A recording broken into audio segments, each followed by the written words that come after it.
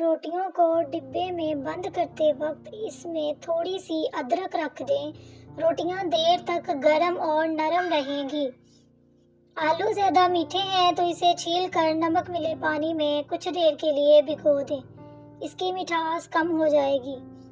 ٹماٹر کو فریج میں رکھ کر ٹھنڈا کریں اور اس سے چہرے پر مساج کریں۔ اس سے چہرے کے سارے بلیک ہیڈز نکل جائیں گے۔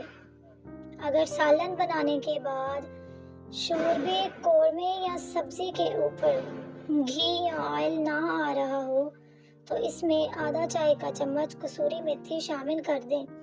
کچھ دیر میں گھی یا آئل اوپر آ جائے گا۔ گاجر آپ کی جلد کو جھریوں سے بچاتی ہے اور جلد کو نکھارتی ہے۔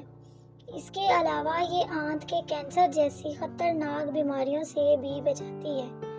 بچوں کے پیٹ میں ہونے والے کیڑے ختم کرنے کے لیے انہیں روزانہ نہار منہ ایک کھجور کھلائیں۔ اس سے پیٹ کے کیڑے ختم ہو جائیں گے۔